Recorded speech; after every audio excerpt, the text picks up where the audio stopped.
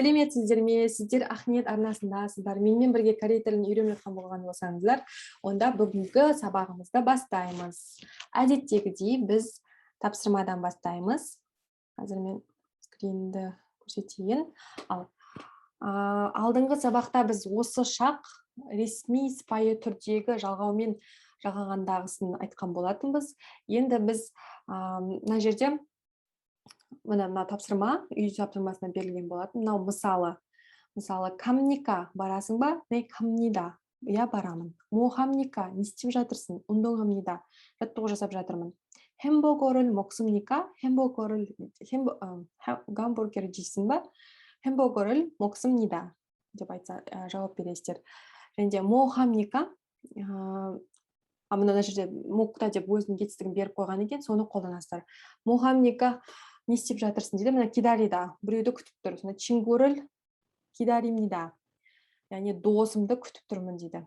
Үшінші сөйлем. 신문을 읽습니까? Яғни сіз газет оқисыз ба?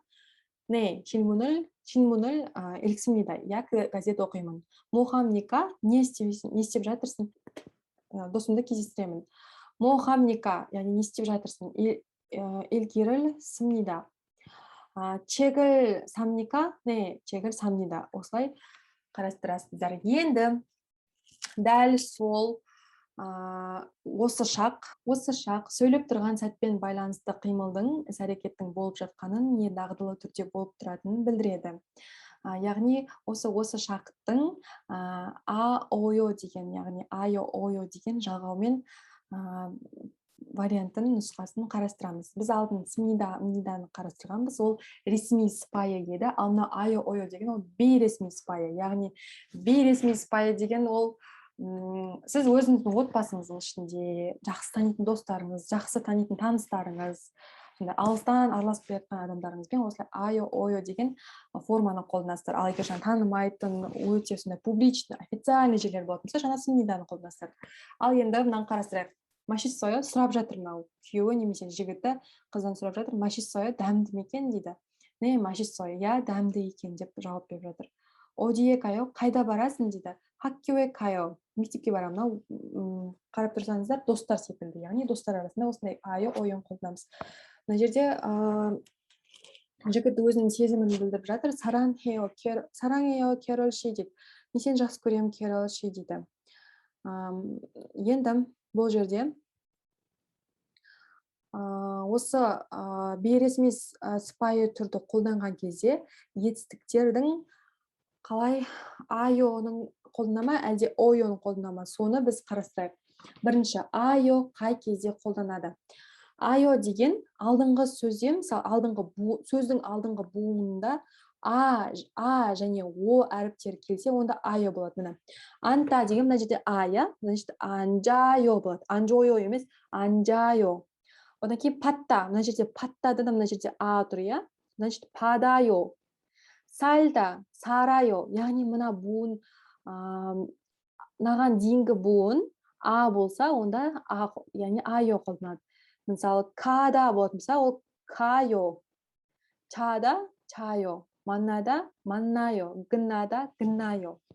Енді біз тағы айттық, о кезінде де а болады. Ода болатын болса, яғни келу. Уайо болады. Уайо өзгеріп кетеді. Мына жерде мына о деген әріп тұр, значит мына келесі а болады. Уайо. Жазылған кезде осылай уайо бар жазылады. Одан кейін пода, мына жерде де о, я, мына буында о, значит келесі айо, яғни пайо. Жаттап алыңыздар. А және о әрпі келген кезде, значит келесі буыны айо қолданамыз. Енді қай кездерде ойо қолданады? Екінші жағдай. Ойо деген а емес және о емес болса, онда ойо қолданады. Яғни и кезде онда о болады. Илгойо. Оның өзі болса, могойо, ойо. И тағы да, ипта, ибойо. Сонда а мен о емес жағдайдың бәрінде о болады. Енді мына жерде айтып кететін нәрсе бар. О, йо деген әріптер болатын болса, онда ойо өшіріліп кетеді. Яғни понеда болатын болса, оған ойо жалғану керек, бірақ бұл өшіп кетеді тағына. Сонда понео болады сонда. Өзі қалады, понео. Чинеда болатын болса, ойо жалғану керек еді, сонда бірақ ол көшіп кетеді. Сонда чине요. Сода болатын болса, өзі онсыз да о бар, тағы да о, ё болып айтылмайды ғой енді. О көшіп кетеді. Сонда сойо. Кёда болатын болса, кё요. Яғни осы на әріптер келген кезде, осы көшіп кетеді. Үшінші жағдай. Егер де жаңағы сөздің түбірінде әріп о болатын болса, онда ойо жалғанады ғой. Бірақ ол кезде мынау иін бар емес па, мынау ше айтылмайтын.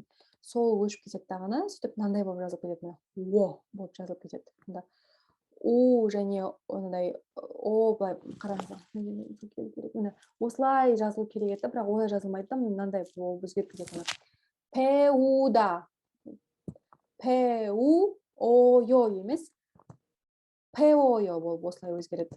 Жуда болса жойо, пакуда болса паккойо. Яғни о келген кездің барлығында сондай ойоны қолданасыздар, осылай жазасыздар. Оға жабыстырып қоясыздар, осылай жабыстырып қоясыздар. Төртінші жағдай. Сөз түбірі имен бітетін болатын болса, онда ойо қосылған кезде ол йо болып кетеді. Мына машида және ойо. Маши ойо емес, машойо. Яғни и мен о жалғанып, екеуі йоға айналып кетеді. Сонда маши ойо емес, машойо деп йомен айналып кетеді. Кидарида болатын болса, кидариойо. Хеожида, хеожойо. Яғни тағы да қайталап өтейік. Ойоның жағдайлары. Бірінші, сөз түбірі а және о емес болса, онда ойо қолданады. Илгойо, могойо, ибойо. Егер де ол жерде о, йо әріптері болатын болса, онда ойо жалғанған кезде, онда осы өшіп кетеді, тек қана йо жалғанады. Сонда понеyo, чинеyo, сойо, кёйо. Үшінші жағдайда, егер де сөздің түбірі у-мен бітетін болса, онда ойо жалғанған кезде мынау иін мынау дөңгелек өшіп кетеді. Сонда уға жабыстырып жазамыз. У-мен оны жабыстырып жазамыз. Сол кезде пеойо, жойо, паккойо. Төртінші жағдай.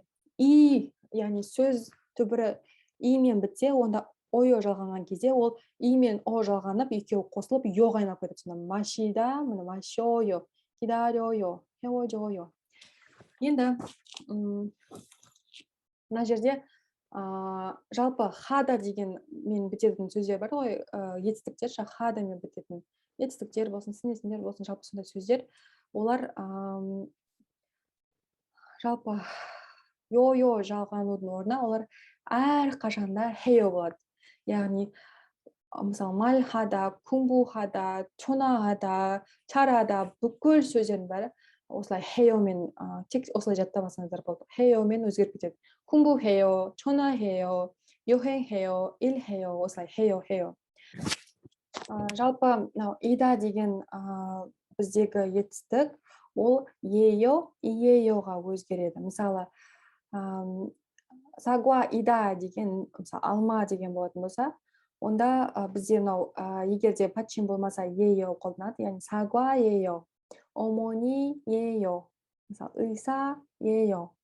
Ал егер де ол патчимі бар болатын болса, онда иеомен бітеді, яғни 회사원 이에요, 책상 이에요, 선생님 이에요. осылай иеомен бітеді. Мына жерде сөздің түбірлері және қалай өзгергендері, сөздің түбірлері қалай өзгергендері. Мына айо қашан қолданады, ойо және хео. Қайталап өтейік. Айо деген ол, егер сөздің түбірі а және о сияқты сөздер болса, онда мына жақта айо қосылады дедік. Ал егер де а мен о болмаса, онда қалған жағдайлардың бәрінде ойо қосылады дедік. Ал хада демен бітетін сөздердің бәрі хео болып кетеді дедік. Анта, анжайо, салта, сарайо, када, кайо, 와요, 읽어요, 꺼내요, 써요, 배워요, 마셔요, 말해요, 전화해요, 운동해요, 일해요, 숙제해요. енді мынау ида деген бізде е요 болып, ие요 болып өзгереді дедік. 간호사 예요, 의자 예요, 우유 예요, 학생 이예요, 책상 이예요, 방 이예요. енді сөйлемдерді қарастырайық. 지금 뭐 해요? қазір не істеп жатырсың? 숙제해요. үй жұмысын жасаймын. 몇 시에 점심을 먹어요? сағат нешеде түскі асты ішесің? 보통 1시에 점심을 먹어요. Обычно мен сағат түскі асты сағат 1-де ішемін дейді. 민우 씨는 직업이 뭐예요?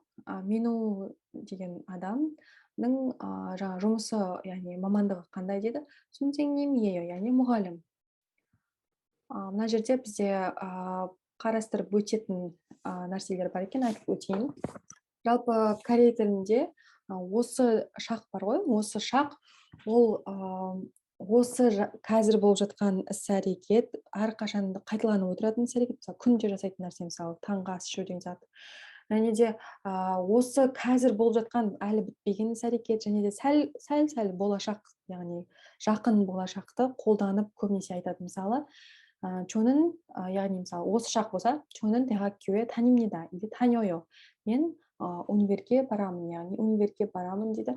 Прогрессив, яғни осы қазір болып жатқан, қазір әлі бітпеген, яғни іс-әрекеті бітпеген шақты айтсақ, онда 저는 지금 공부를 합니다 или 공부를 해요.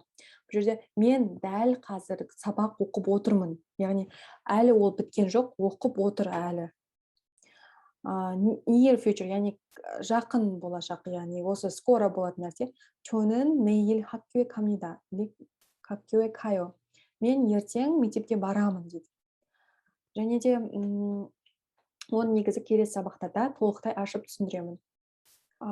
Жалпы корей тілінде осы шақ ол жалпы шындықты немесе әрқашан болып отыратын нәрселер айтқан кезде де қолданады. Мысалы, мына жерде 지구는 태양 주위를 돌아요.